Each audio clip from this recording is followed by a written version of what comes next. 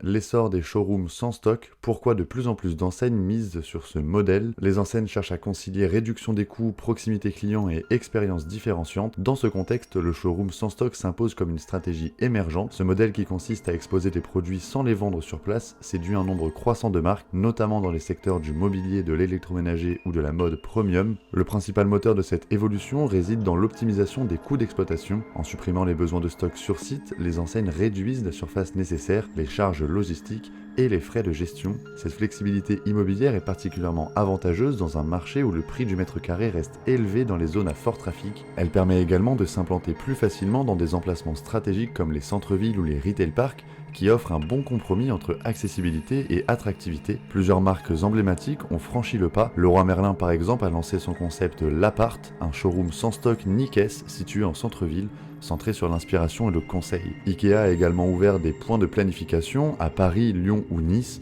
où les clients conçoivent leurs projets de cuisine ou de dressing sans emporter de produits. Les achats sont ensuite finalisés en ligne et livrés à domicile. Samsung, de son côté, mise sur des flagships immersifs comme le Samsung 837 à New York, conçu exclusivement pour l'expérience de marque sans vente directe. Ce format s'inscrit pleinement dans les nouvelles attentes des consommateurs, de plus en plus habitués au parcours omnicanaux. Le showroom joue alors un rôle d'inspiration et de conseil, en mettant l'accent sur l'expérience produit, essayage, démonstration, conseils personnalisés. La commande, elle, se fait en ligne via tablette ou smartphone et la livraison est assurée à domicile ou en point relais. Ce système renforce la fluidité du parcours d'achat tout en évitant la contrainte du transport pour le client. Le modèle est aussi particulièrement adapté aux produits à fort volume ou à faible rotation comme les canapés, les cuisines ou encore les équipements du sport. Au lieu d'immobiliser du stock en magasin, l'enseigne optimise sa chaîne logistique à l'échelle régionale ou nationale.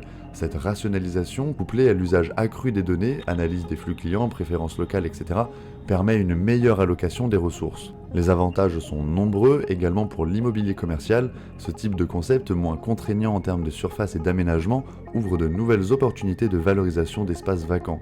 Il s'intègre bien au retail park qui bénéficie déjà d'une attractivité liée à leur accessibilité et leur modularité. On voit ainsi se développer des formats hybrides mêlant showroom, service, atelier et click and collect. Toutefois, le succès de ces showrooms repose sur un équilibre délicat. La qualité de l'expérience doit compenser l'absence d'achat immédiat. L'accueil, la formation du personnel et la qualité du parcours client deviennent alors des leviers essentiels pour assurer la conversion. De même, la logistique du dernier kilomètre doit être parfaitement maîtrisée pour éviter toute déception post-achat. Face à la montée du e-commerce et à la pression sur les marges, le showroom sans stock pourrait bien devenir une norme pour certaines catégories d'enseignes. Il ne s'agit pas là de remplacer le commerce physique, mais de le redéfinir autour de sa valeur ajoutée, le conseil, l'image et la relation humaine.